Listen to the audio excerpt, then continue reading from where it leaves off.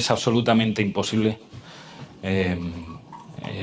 que podamos estar hoy hablando de este libro si no existiese una fuerza, una voluntad, independiente al Padre Juan, independiente al Padre a mí, independiente a todos los que han hecho posible Magdala, que nos ha ido llevando poco a poco hacia una serie de acontecimientos, y que hoy lo que estamos celebrando es que esos acontecimientos han dado muchísimos frutos. Entre otros, uno de los pequeñitos, pero de los que más cariño tengo yo, es este libro, ¿verdad?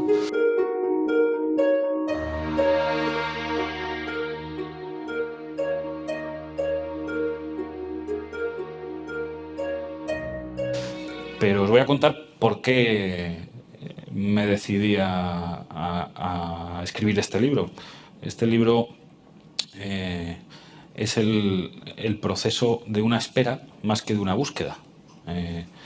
En el año 2013 yo terminé uno de mis libros, pues el que había terminado en esa época, y en el momento en que una persona que se dedica a escribir termina un libro, siente cierta incomodidad. Es un poco como el futbolista en vacaciones muchas veces tampoco sabe qué hacer, ¿no? Están deseando que empiece un partido, ¿no? Y se ponen a jugar en casa con sus hijos o con sus amigos. Y con los escritores pues nos pasa un poco lo mismo, que enseguida empezamos a tontear con un teclado de ordenador para seguir contando por las historias que tenemos en el corazón, en la cabeza, y que conocemos de cerca, ¿no? En julio de 2013 yo estaba... en septiembre de 2013, como digo, había terminado un libro y estaba organizando una boda. No era una boda cualquiera, era la mía, que era el 12 de octubre, un mes después.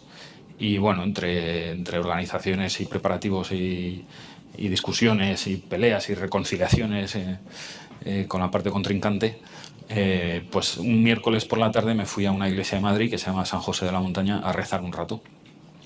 Y allí, en esa iglesia, los miércoles por la tarde se hace una adoración eucarística en la que he de reconocer que no recé nada.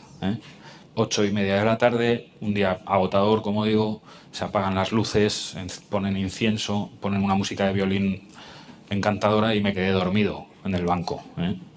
Esto no tiene nada de místico, pero gracias a Dios, Dios conoce la humanidad y la terrenidad del que está hablando, y incluso en sueños pues uno pues recibe luces. Y con una luz me sobresalté en medio de esa pequeña siesta y cogí el móvil, y escribí un mensaje a la que era mi novia, prometida entonces, hoy mi mujer, y le puse, esta historia es cierta, el Señor me ha dado una luz, ya sé de qué voy a escribir mi próximo libro. Y ahí se quedó la cosa, terminó la adoración, yo me fui a casa y tenía un mensaje de texto de María, que me dijo: cuéntame de qué luz te ha dado el Señor, o qué estás diciendo, o qué estás hablando, ¿no? Y entonces yo le dije, ya eran las 12 de la noche, y le dije: estoy muy cansado, es muy tarde, mañana te lo cuento. Eso es lo que yo me iba a creer, ¿no? Enseguida sonó el teléfono. Pero tú te crees que yo me voy a ir a la cama así, pero vamos a ver, cuéntame qué es esto que me estás contando, ¿no? Entonces le dije: María, voy a escribir un libro sobre Tierra Santa. ¡Ay, qué bien! ¡Jo, qué buena idea!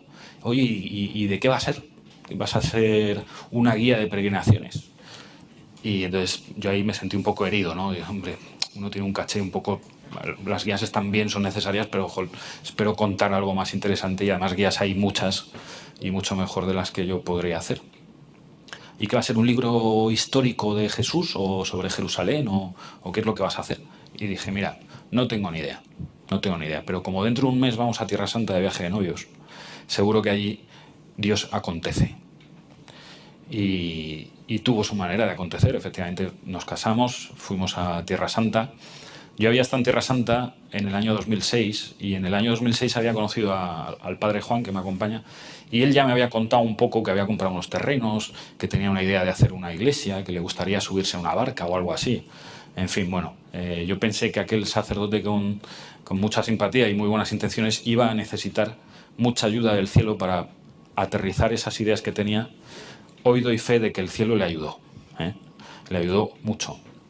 Y bueno, pues hicimos ese viaje, el viaje de novios a Tierra Santa, visitamos todos los santos lugares, hicimos una renovación de los votos matrimoniales en Caná, como bien sabéis, en el lugar de las bodas de Caná, que el padre Juan calificó como la renovación de votos más absurda de la historia, porque no nos había dado tiempo a gastar lo que se había celebrado 10 días antes.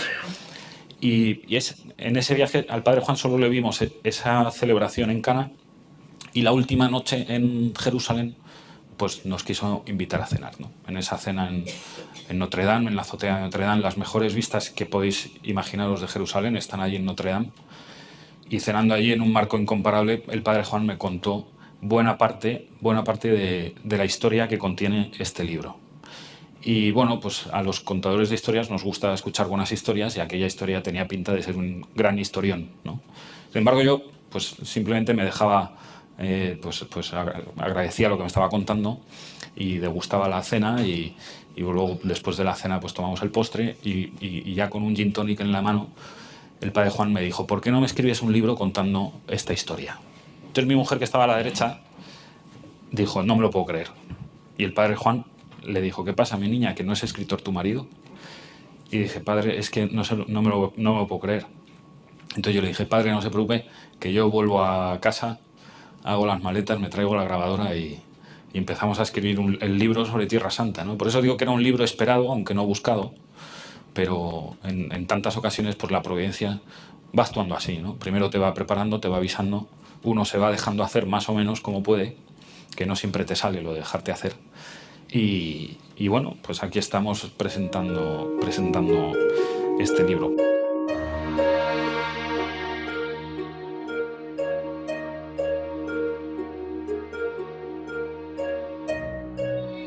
Veréis, yo quiero hablar de la providencia al hablar de este libro, porque no puede ser casualidad, como la historia de cómo se escribe el libro ya os lo he contado.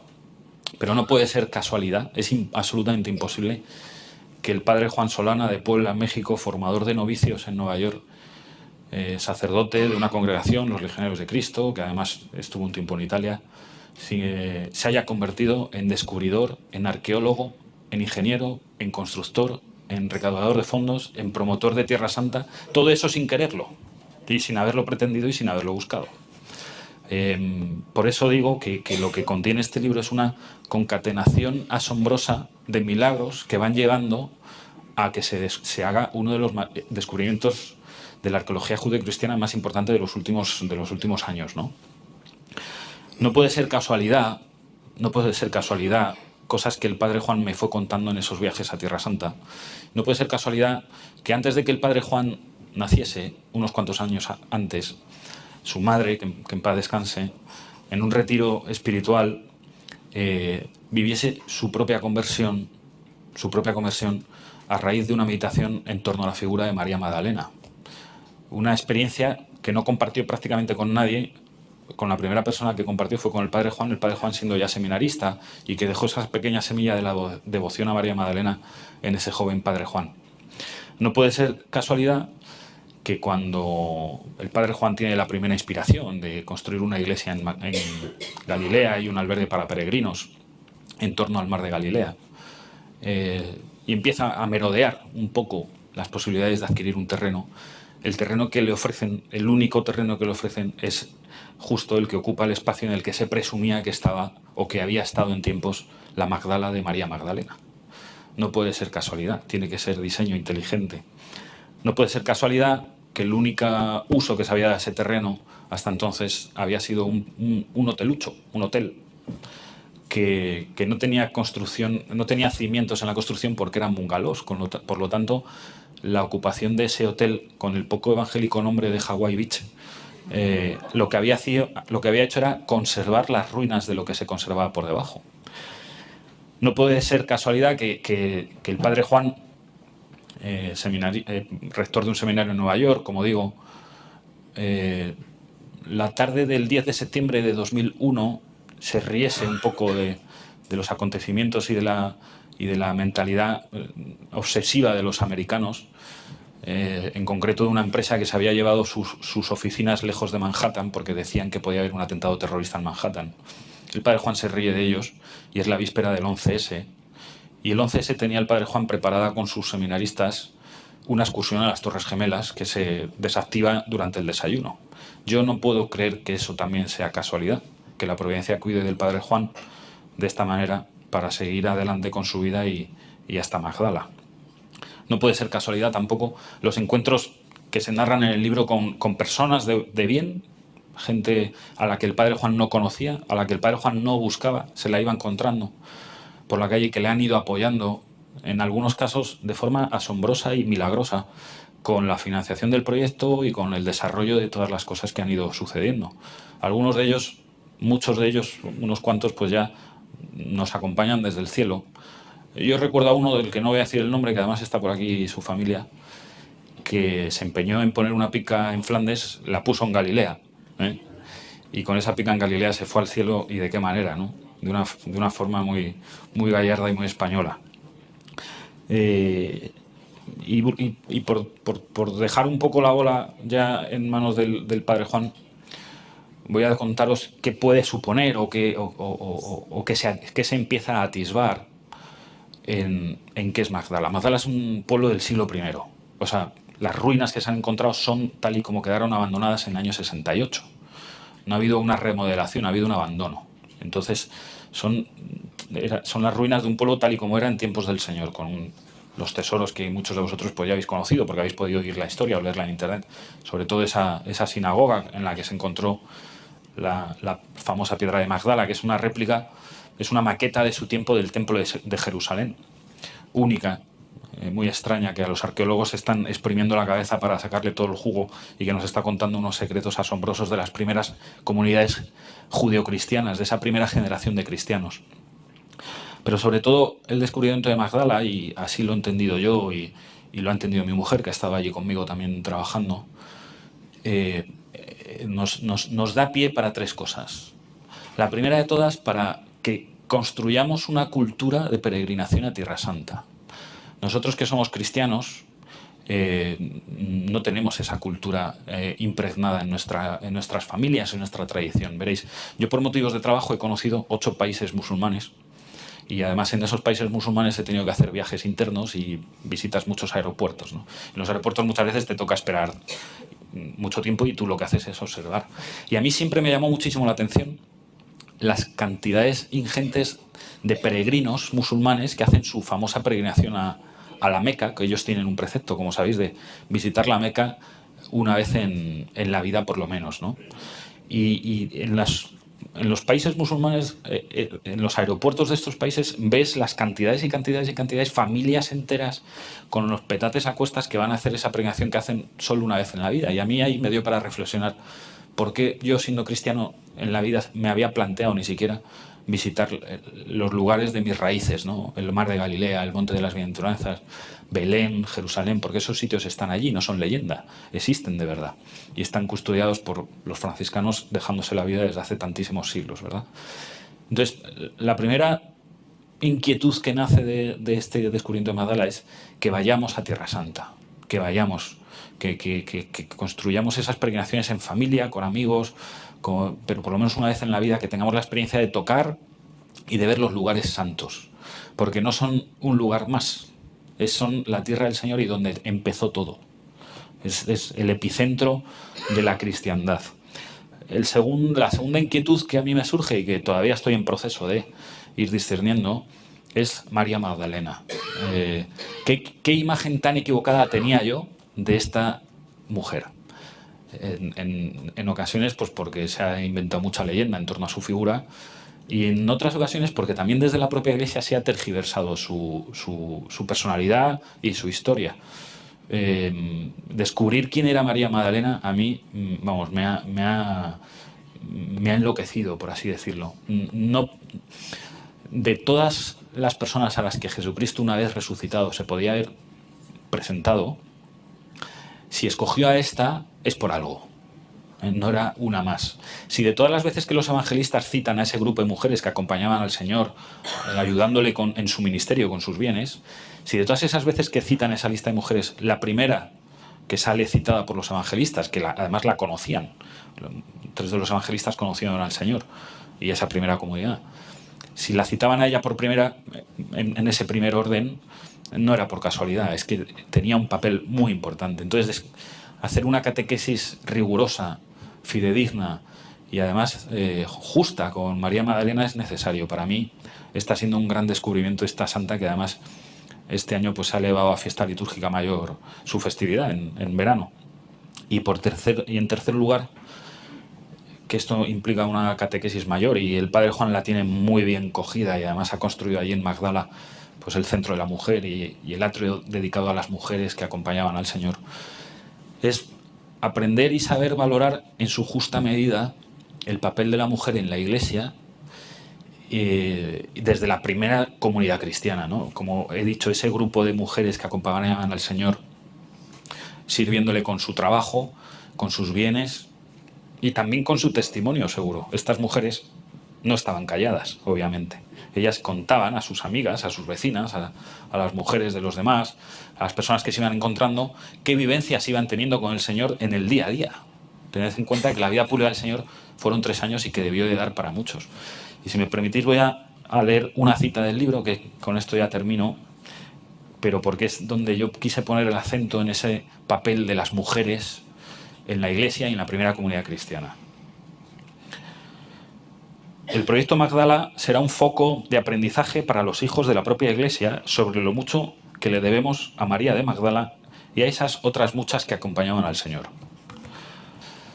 Dios se ha tomado muchas molestias para que Magdala sea descubierta. Muchas molestias. A mí, por donde me ha ido llevando conocerlo y trabajar allí, es por ir aprendiendo pues, sobre el papel de estas mujeres, sobre el papel de María Magdalena, por supuesto de la Virgen María, pero también de todas esas mujeres que os tengo delante de mí ahora mismo, que habéis dado hijos a la Iglesia. La Iglesia se construye y se administra y se gestiona a través de hombres. Pero quienes dan hijos a la Iglesia sois las mujeres. Eso lo tengo clarísimo. Y ese es el aprendizaje que a mí me ha traído María Magdalena, las excavaciones de Magdala, el descubrimiento de Magdala y la iglesia que allí ha construido el padre Juan, y todavía lo mucho que está por venir.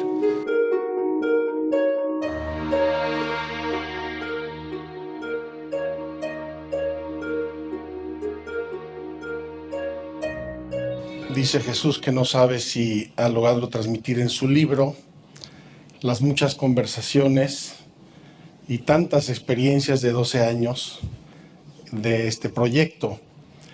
Imagínense ustedes si yo he podido transmitir de lejos lo que Dios ha querido hacer y decir. Pero en fin, vamos a hacer el intento. He pensado mucho qué tenía que decir esta noche y he intentado también pedirle a Dios que me iluminara, porque llevo 12 años de extra en una película maravillosa donde el director es genial, improvisa de maravilla, mete y saca artistas, protagonistas maravillosos, y yo soy un vil extra en esta película y veo lo que Dios nuestro Señor va haciendo, lo descubro con mucha sorpresa, intento interpretarlo, entenderlo, a veces realizarlo, pero créanme que lo que yo pueda decirles esta noche ni de lejos puede expresar lo que está realizando Dios nuestro Señor y lo que ha realizado en Magdala. Me cuesta hablar a un auditorio como este, lo digo con mucha sinceridad, y no es por timidez, sino más bien porque hay aquí personas que estuvieron en la primera peregrinación que yo guié en Tierra Santa y que han seguido el proyecto desde el inicio hasta el fin, y hay personas que estoy conociendo hoy. Entonces, algunos me van a escuchar repeticiones, otros novedades. Yo pido benevolencia a todos. ¿Por qué le pedí a este señor escribir un libro? Se lo pedí por 2 motivos. El primero es porque mucha gente me lo pidió. Padre, escriba. Padre, escriba. Padre, se le va a olvidar. Escriba, por favor. Y sí, se me están olvidando cosas porque son tantísimas que se me están olvidando. Cada día me pasan cosas, digo, simpáticas, algunas anecdóticas, pero todas providenciales. Pero la razón fundamental es porque estoy abrumado del amor de Dios. Deslumbrado del amor de Dios, y yo quisiera hacerle justicia al amor de Dios y que algo se sepa de lo mucho que Dios ha hecho y está haciendo en Magdala. Cuando yo conocí Cafarnaúm, que es otro lugar santo muy cercano a Magdala, tuve la fortuna de conversar con uno de los franciscanos y él amablemente me refirió muchas cosas de la historia de Cafarnaúm que nadie sabe. Un frailecillo napolitano que se conquistó a los beduinos, les regaló no sé qué cosas de Italia, baratijas y souvenirs, y con eso les compró el terreno de Cafarnaúm, y luego su superior le riñó porque había hecho una cosa sin obediencia y no sé cuántas cosas. Historias maravillosas de un plan de Dios sobre un lugar santo que nadie sabe, o poquísima gente sabe. Entonces yo dije, eso es una injusticia con Dios. Vamos a escribir porque son cosas de Dios, que Dios hace, que Dios permite, que Dios bendice y que se tienen que saber para que Dios sea amado, adorado, bendecido, glorificado y ojalá también un poco más obedecido. El hilo conductor de la historia de Magdala es la mujer. Yo le he dado muchas vueltas. Ayer le llamé a Jesús y le dije, ¿de qué vamos a hablar mañana? ¿O qué género? Dije, ¿qué género es este libro, Jesús? Porque ¿cómo lo vamos a presentar? Dice, es la crónica de un descubrimiento. Le dije, estás loco. El descubrimiento es una partecita de Magdala. Una partecita preciosa, importante, interesantísima, pero es una partecita. Yo creo que el hilo conductor serio y profundo es la mujer. Y lo voy descubriendo cada día, sobre todo ahora que Magdala está abierto. Este año hemos superado 75,000 visitantes en Magdala.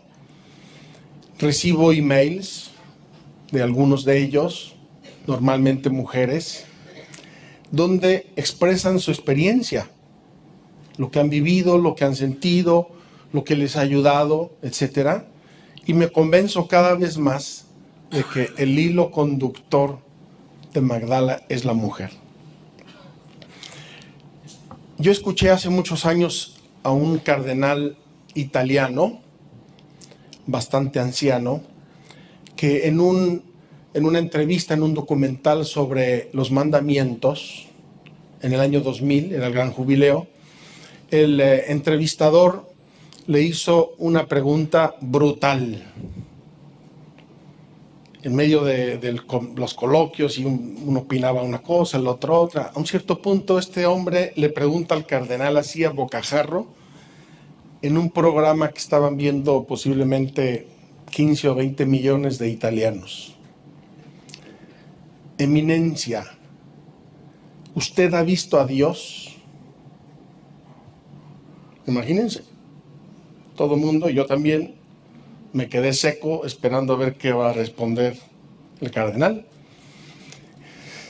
Y el cardenal dijo una respuesta que a mí me emociona y la comparto al 100%. Dijo, sí he visto a Dios. Yo conocí a Dios en los ojos de mi madre. Yo conocí a Dios en los ojos de mi madre, y así cuando fui al seminario, mi madre se enteró de que mis hermanos estaban tratando de disuadirme de ir al seminario, porque mi padre acababa de morir. Y me llamó mi madre y me dijo, ven acá, hijo, siéntate. Era un poco de armas tomar. Soy el número 13 de mi casa. Siéntate, hijo. Y me dijo, he escuchado que tus hermanos te están diciendo, algunos, que no te vayas al seminario porque pobre de mí, acaba de morir tu papá y no sé qué historias. Y me dijo, por ningún motivo, tú haz lo que Dios te pide y te olvidas de tu madre y te olvidas de quien sea. Y además te vas a acordar de una cosa. Entre una madre y su hijo sacerdote hay un cordón umbilical que nunca se rompe. Gracias, mamá. Muy bien. Obediencia a la jefa. Y así fue. Y como ya les refirió Jesús, una de las confidencias más profundas que me hizo mi madre fue esta, de que en un retiro, cuando era joven madre, el predicador les dirigió una meditación sobre la aparición de Jesús a María Magdalena. Ella quedó conmovidísima de esa meditación, muy profundamente tocada, se fue a dormir, despertó por la mañana y dice, quiero ir a la capilla, quiero seguir meditando en esta meditación, en esta aparición de Jesús a María Magdalena. Mientras tendía sigilosamente la cama, porque una prima suya compartía la habitación, dice haber escuchado la voz de Dios. Y me dijo con una sencillez, como estamos conversando, mira hijo, no sé si la escuché con los oídos, con la inteligencia, con la imaginación, no lo sé. Pero yo escuché a Dios que me dijo simplemente María. Y ese segundo cambió completamente mi vida. Ese segundo se convirtió en el centro de mi vida porque experimenté el amor de Dios. Yo conozco la voz de Dios, me habló. Y imagínense, yo era un novicio, adolescente, con todas mis crisis de que si tengo que obedecer al superior, si hace mucho frío y no sé cuántas historias. Pero María Magdalena se quedó aquí detrás y ahí se quedó siempre, como alguien que te es familiar. Pienso yo como cuando somos niños y un día por la calle la madre le dice al niño, oye, mira, saluda a esta señora que es tu tía. Pues es tu tía, ya, esa tía se te queda en la cabeza. Así se quedó María Magdalena en mi cabeza desde entonces. Por eso cuando pasé por Magdala la primera vez, iba conduciendo el sacerdote que yo sustituí en Notre Dame, y dice, aquí es Magdala. Y le dije yo, ¿y no nos vamos a parar? Y dice, no hay nada que ver. ¿Cómo que no hay nada que ver? Esta es la patria de María Magdalena. Y dice, sí, pero no hay nada que ver. Solo hay un hotel que se llama Hawaii Beach. Y yo, pues sí, no creo que haya mucho que ver en Hawaii Beach. Y pasamos de largo. Fuimos a dormir a un convento, pequeño convento que está en el Primado de Pedro. Luego surge la idea de hacer algo. Yo todavía no sabía bien qué. Hacer algo en Galilea. Y cuando se lo comenté al superior de los franciscanos, me dice tranquilamente, oye, pues están vendiendo un terreno a las orillas del lago y a lo mejor es un buen lugar para esto que tú quieres hacer. Y le dije yo, ¿y dónde es? Y me dice, pues es en Magdala. Yo no lo podía creer. O sea, ¿saben cuando uno descubre figuras ahí en los puntitos, no? Y se descubre 5 figuras. Me dice el padre, este es en Magdala. Y para mí fue una revelación de Dios y no puede ser. Y en ese momento me entró profundamente la convicción de que era algo más que una simple idea mía. Dije, a mí se me hace que aquí quiere Dios algo. Me fui a Magdala, estuve allí muy temprano, una mañana preciosa, recuerdo el 1 de abril del 2005. estuve mirando la playa, estaba yo rezando ahí diciéndole, Señor, ilumíname. ¿Será este lugar o no será este lugar? Ayúdame. Y dije, voy a Nazaret, voy a pedirle a la Virgen y a San José que me iluminen con este tema. A ver si es una idea mía o es algo que Dios quiere. Esa era mi preocupación. Y cuando estaba yo saliendo del Hawaii Beach, me acordé de una monja italiana, una fundadora italiana, que cuando ve un lugar que le gusta para sus comunidades, coge el rosario y lo tira ahí. Que además en mi caso, yo recé el rosario desde el seno materno, porque en mi casa se rezó siempre el rosario y se sigue rezando el rosario. Así es que para mí es la cosa más natural y todas las cosas importantes, mi mamá era el rosario. Va a pasar no sé qué, un examen, una enfermedad, el novio, la novia, el esposo, el nacimiento, todo eso solucionaba con el rosario. Entonces, tiro mi rosario y me voy a Nazaret. Camino de Nazaret, acababa yo de superar Caná de Galilea, cuando recibí una llamada telefónica, y debo decir que tendríamos que hacer otro capítulo en la siguiente edición. El Espíritu Santo habla por teléfono, porque varias veces recibí mensajes relativos a Magdala, algo importante de Magdala, con una llamada telefónica, pero esa fue especial. Recibo una llamada telefónica de una señora que es hermana, vive en Madrid, es hermana de la que yo conocía, que vivía en México, y me dice, bueno, yo respondo, no me esperaba esa llamada, era muy pronto por la mañana y me dejó destanteado, y yo le dije, ¿qué pasó? Yo pensando que algo le había pasado a su hermana. Y dice, no, padre, no pasó nada, quería felicitarlo por la Pascua. Oh, menos mal, qué bueno, muchas gracias. Y dice, oiga, padre, ¿y dónde está? Pues mire, estoy entrando en Nazaret. Para entonces estaba yo entrando en Nazaret. Padre, qué maravilla. Yo he estado muchas veces ahí con mi familia, le pido oraciones, tal. Oiga, padre, ¿y qué está haciendo? Pues mire, estoy buscando un terreno para un proyecto. En un minuto le dije qué estaba yo haciendo y me dice, padre, yo le voy a ayudar. Cuente con mi ayuda para ese proyecto, yo le voy a ayudar. Pues muchas gracias, adiós. Colgué el teléfono, me volteé a ver a mi compañero y le dije, no puede ser. Le dije, acuérdate de esta llamada telefónica. Por cierto, esa señora que me llamó se llama Magdalena, para añadirle más sazón a la sopa. Pues bien, imagínense, yo le acababa de pedir a Dios en la playa que me ayudara a discernir si era él que quería eso o no, y de repente llama esta señora y yo le voy a ayudar. Dije, no puede ser. Entonces dije, pues Dios lo quiere.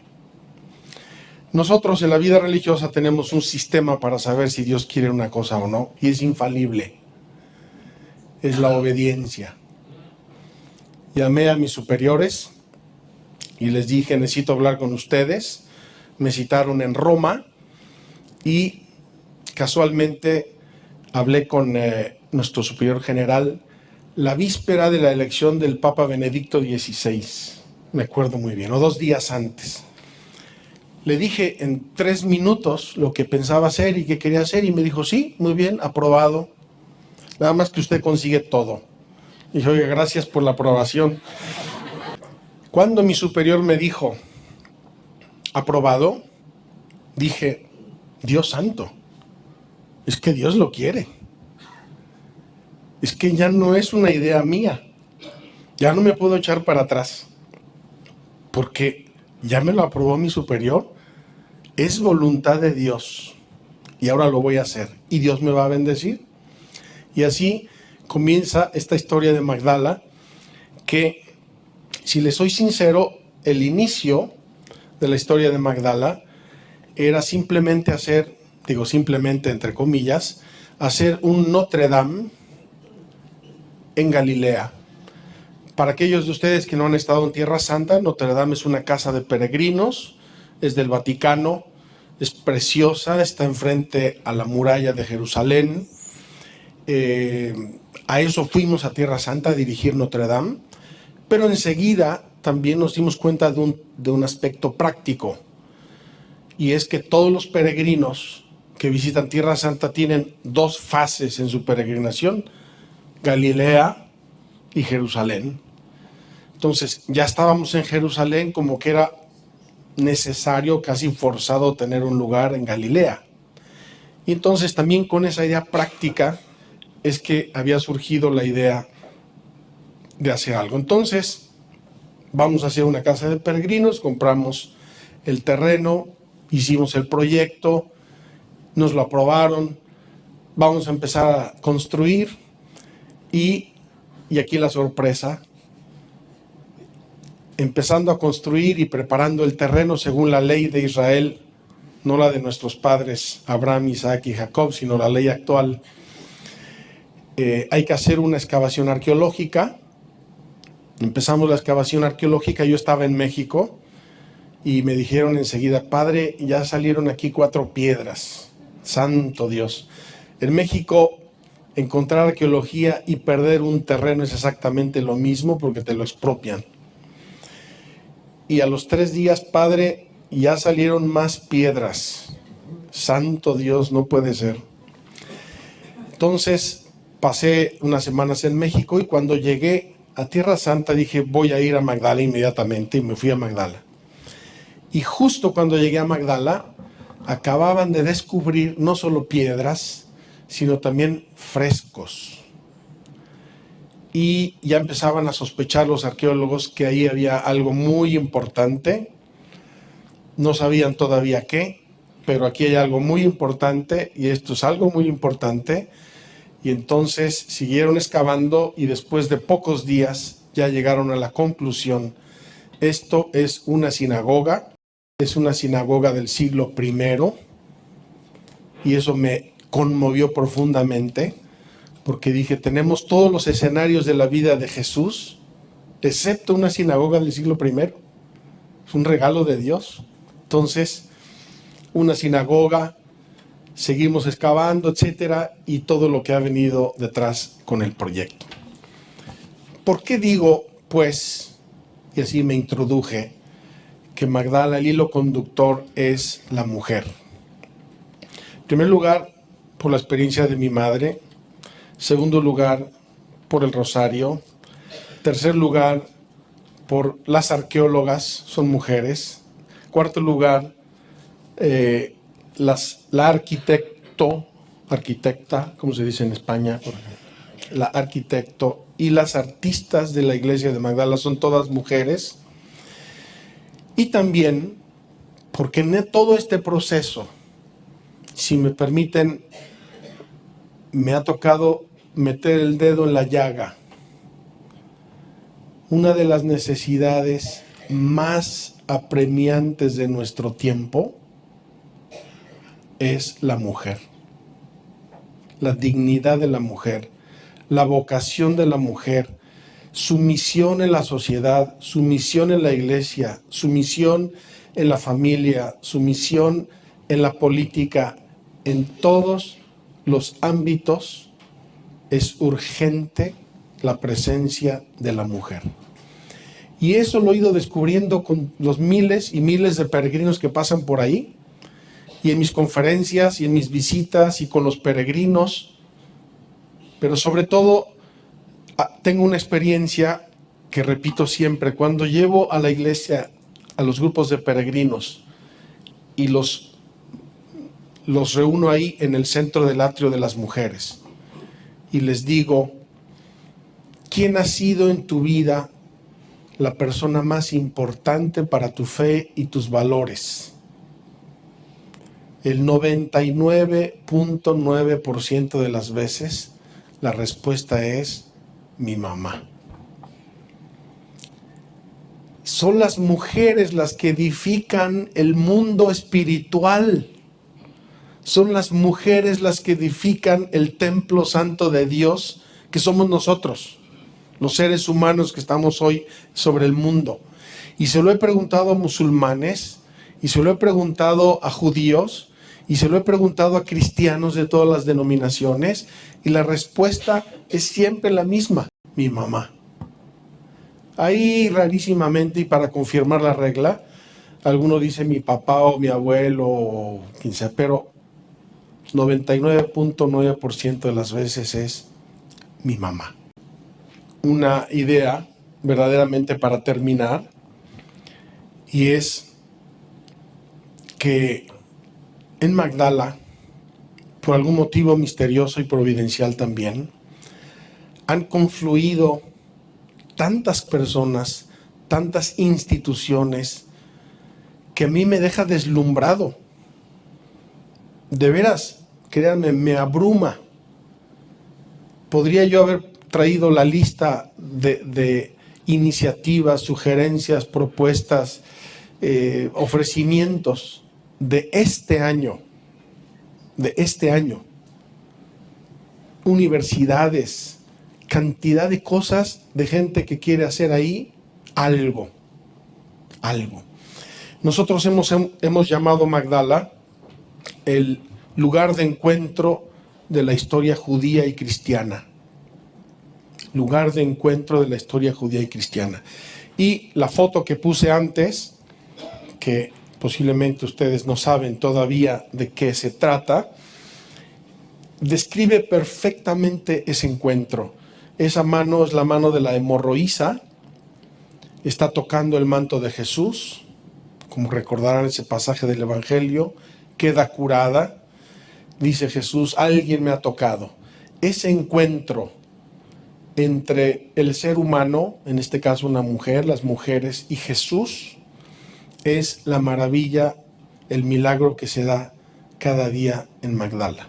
Ya empezaron también los ataques, faltaría más, algún grupillo por ahí feminista, etcétera, ya empezaron a darse cuenta de que en Magdala ocurren cosas muy hermosas y muy santas, y obviamente les incomoda y les fastidia, pero bueno, es una prueba más de que es de Dios.